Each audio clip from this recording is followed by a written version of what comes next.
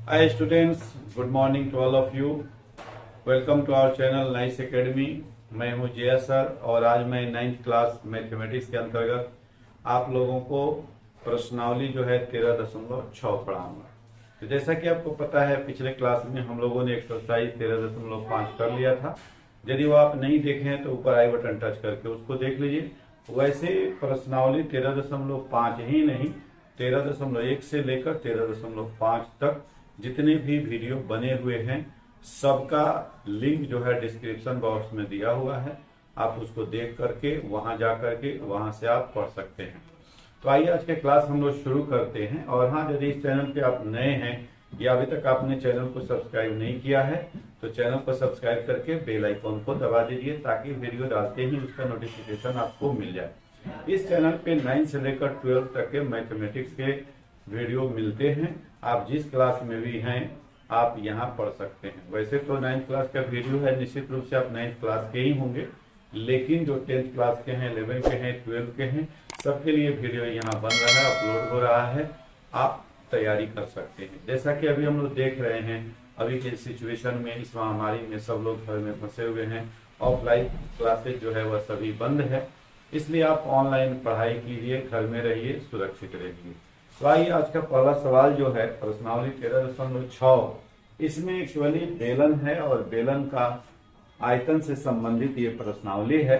इसलिए इस प्रश्नावली में हम लोग किसी भी बेलनाकार आकृति या बेलन का हम लोग आयतन निकालेंगे, जैसे पाइप का हो, कुएं का हो, पिल्लर का हो, स्तंभ का हो, ये सब हम लोग आयतन निकालना इसमें सीखेंगे। तो एक्सरसाइज शुरू करने से पहले जो जरूरी चीज है वह एक सूत्र है, वह है बेलन का आयतन।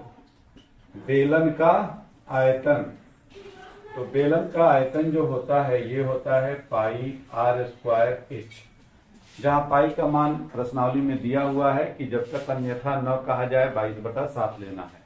और जब प्रश्नावली में क्वेश्चन में दिया गया रहेगा कि आप 3.14 लीजिए या जो लेना है सो लीजिए तो वह ले लीजिएगा।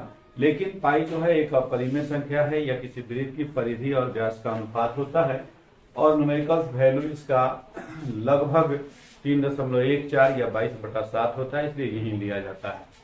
आर जो है वह बेलन की त्रिज्या है और एच जो है वह बेलन की ऊंचाई है। पहला क्वेश्चन है क्वेश्चन नंबर 1। एक बेलनाकार बर्तन के आधार की परिधि 132 सेंटीमीटर और ऊंचाई 25 सेंटीमीटर है। तो ऊंचाई को हम एच से रिप्रेजेंट करते हैं। तो इसकी ऊंचाई जो हो गई बर्तन की वह 25 सेंटीमीटर है और आधार का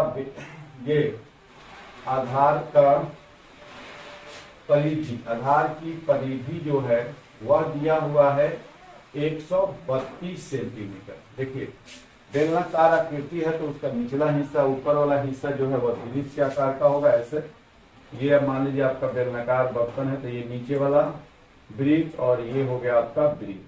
तो इस वृत्त की ये परिधि हो गई। तो परिधि दिया हुआ है 132 सेंटीमीटर। कह रहा है कि इस बर्तन में कितना लीटर पानी आ सकता है। तो ये भी आपको याद रखना है कि 1000 क्यूबिक सेंटीमीटर का 1 लीटर होता है, ये भी याद रखना है। और 1 क्यूबिक मीटर का 1000 लीटर।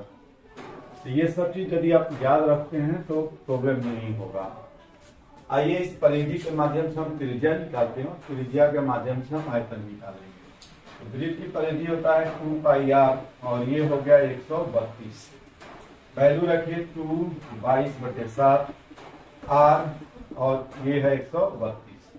अब आर का मान क्या हो जाएगा 132 गुने 7 और बटा 22 गुने 2। 2 से इसको काटिए तो 2 से कटेगा 2 छक 12, 2 छक 12, 22 किया, यानी कि इसकी त्रिज्या जो हो गई वह हो गई 21 सेंटीमीटर। त्रिज्या कितनी हो गई बेलन की 21 सेंटीमीटर। ऊंचाई कितनी है 25 सेंटीमीटर। पहले इसका हम आयतन निकालेंगे क्यूबिक सेंटीमीटर में, उसके बाद 1000 से भाग दे देंगे, लीटर अपने आप निकल जाएगा। तो बर्तन का आयतन चूंकि बर्तन जो है वह बेलनाकार है इसलिए पाई आर स्क्वायर एच। तो 22/7 आर अभी निकाले आप 21 गुने 21 और एच जो है आपका कितना है 25। ये सब मिलके क्यूबिक सेंटीमीटर में होगा। ये 7 से कटेगा, 7 × 21। और 21, 22 और ये 25 सबका गुना कर लीजिए, ये क्यूबिक सेंटीमीटर में आ जाएगा। तो 22 गुने 21 गुने 3 गुने 25 ये क्यूबिक सेंटीमीटर में होगा। लेकिन यदि इसको आप 1000 से भाग दे देते हैं तो अब ये लीटर में आ जाएगा और आंसर आपको लीटर में चाहिए। तो अब 25 से इसको काटेंगे तो 25 चौके 100 यानी ये हो जाएगा 40। अब अगर कटने वाला है तो इसको कटाइए, ये हो जाएगा 11 और ये हो जाएगा।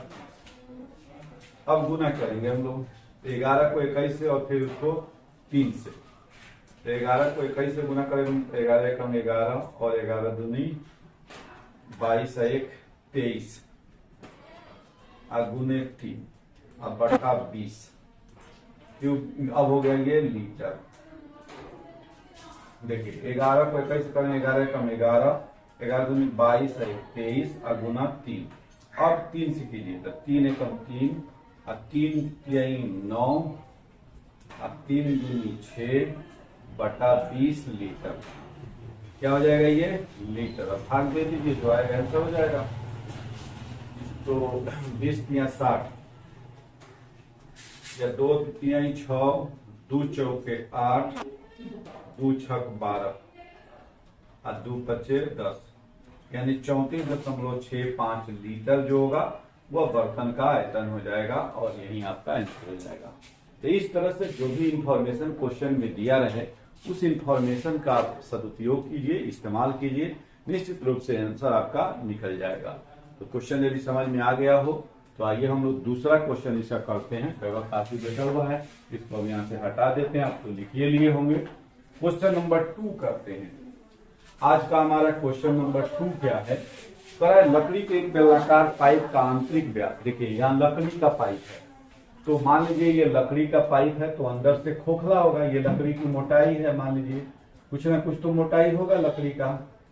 ये अब ऐसे होगा, यहाँ होल, इधर से भी होगा होल। तो अब ये लकड़ी का पाइप है, इसकी आंतरिक व्यास और दिया हुआ है। आंतरिक व्यास जो है वह है आंतरिक व्यास 24 सेंटीमीटर। तो आंतरिक त्रिज्या हो जाएगा 12 सेंटीमीटर। बाहरी व्यास दिया हुआ है, बाहरी व्यास 28 सेंटीमीटर। तो बाहरी त्रिज्या जो आर कैपिटल मान लीजिए, इसका आधा हो जाएगा ये 24 सेंटीमीटर। अब कह रहा है कि इसकी ऊंचाई जो है वो 35 सेंटीमीटर है। तो एच ले लेंगे, ऊंचाई दे, लंबाई दे, गहराई दे। बेलन के केस में हम एच लेंगे, तो ये हो गया 35 सेंटीमीटर। अब हमें क्या करना है, कह रहा है कि इसका द्रव्यमान निकालिए। यदि लकड़ी के 1 क्यूबिक सेंटीमीटर का द्रव्यमान 0.6 ग्राम है तो देखिए द्रव्यमान कैसे निकलेगा। तो इसका हम आयतन निकालेंगे कि इसमें कितना लकड़ी लगा हुआ है, और उस लकड़ी के आयतन को हम, जो घनत्व इसका दिया हुआ है 0.6 क्यूबिक सेंटीमीटर पर क्यूबिक सेंटीमीटर, तो उतना से गुना कर देंगे, ग्राम में आ जाएगा। 1000 से उसको भाग दे देंगे, किलोग्राम में आ जाएगा। तो आइए इसको करते हैं। लकड़ी का आयतन, लकड़ी का आयतन। अब गौर से देखिए, ये लकड़ी जो है पूरा रिजिड नहीं है। अगर अंदर में खोखला नहीं होता तो हम सीधे पाई आर स्क्वायर एच लिख देते, लेकिन ये अंदर से खोखला है और 2 त्रिज्या इसकी दी गई है। एक त्रिज्या यहाँ से यहाँ तक बाहरी त्रिज्या, और एक त्रिज्या यहाँ से यहीं तक। तो अब हमें ऐसे केस में अगर पाइप दिया हुआ है खोखला, तो उसकी बाहरी त्रिज्या लेकर के आयतन निकालेंगे, पूरे लकड़ी का आयतन निकल जाएगा। फिर उसमें अंदर की त्रिज्या लेकर के हम उसका आयतन निकालेंगे, यानी उसको माइनस कर देंगे, तो क्या हो जाएगा, केवल लकड़ी का आयतन निकल जाएगा। तो लकड़ी का आयतन निकालने के लिए हम फॉर्मूला यूज करेंगे, पाई आर स्क्वायर एच और minus pi r square h. R और अलग अलग है, लेकिन पाई और एच तो सेम है, इसलिए पाई एच को अगर आप कॉमन ले लेते हैं तो r square minus r square. तो पाई का मान कितना लेना है, 22/7 ही लेना है। एच जो है वह 35 है। कैपिटल आर जो है 14 का स्क्वायर 96 और 12 का स्क्वायर 144 क्यूबिक सेंटीमीटर। ये हो गया 7 पचे 35, 22 पचे 110, और ये घटेगा 6 में से 4 घटेगा 2 और 9, ये हो जाएगा 52। ये हो जाएगा 52 क्यूबिक सेंटीमीटर। तो अब ये हो गया हमारा 0, 11 दूनी 22 के 2, 11 55 2 5720 क्यूबिक सेंटीमीटर जो है वह क्या हो गया, लकड़ी का आयतन हो गया। अब लिखेंगे चूंकि 1 क्यूबिक सेंटीमीटर लकड़ी का द्रव्यमान कितना है, 0.6 ग्राम है, इसलिए 5720 क्यूबिक सेंटीमीटर लकड़ी का द्रव्यमान क्या हो जाएगा, 5720 गुने 0.6 ग्राम। तो 5720 को 6 से गुना करेंगे, ये 0 हटेगा तो दशमलव हट जाएगा, तो 6 0 0 हो गया, 6 दूनी 12 के 2 हासिल 1, 6 42 1 43 के 3 हाथ में 4, 6 30 4 34। तो इस तरह से हम लोग देख रहे हैं कि 34.32 दशमलव यहाँ दे देंगे, ये ग्राम है तो एक ये निकल गया। अब इतना ग्राम आ गया क्योंकि एक अंक के बाद दशमलव है, यानी 3432 ग्राम हो जाएगा। अब ये 3432 ग्राम आया तो इसको केजी में बदलिएगा तो 3.432 किलोग्राम आपका आंसर हो जाएगा। और इस तरह से हम लोग क्या करेंगे, लकड़ी का द्रव्यमान निकालेंगे। सबसे पहले हम लोगों ने क्या किया, खोखले लकड़ी में जो पाइप में जो लकड़ी लगा हुआ है उस लकड़ी का आयतन निकाले और उस आयतन को हमने क्या किया, 0.6 से गुना कर दिया। 0.6 से गुना करने पर ये 3432 ग्राम आ गया।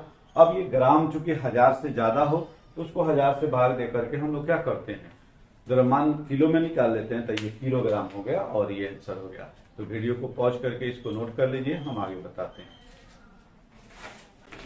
हाँ तो बच्चों अगला क्वेश्चन है, क्वेश्चन नंबर 3 कह रहा है कि इसमें एक सॉफ्ट ड्रिंक की कंपनी है, जैसे कोक या पेप्सी या जो भी है, कोल्ड ड्रिंक्स की एक कंपनी है जो 2 तरह के डब्बा बनाती है, एक आयताकार और एक बेलनाकार। आयताकार डब्बे का मतलब यह घनाभाकार हो जाएगा, घनाभ के आकार का होगा, यदि उसका बेस आयत के जैसा है तो घनाभ के जैसा होगा, बेस अगर वृत्ताकार है तो बेलन के जैसे हो जाएगा। तो यहाँ एक आयताकार बेस वाला है, इसका मतलब घनाभ के आकार का है, और एक जो है बेलन के आकार का है।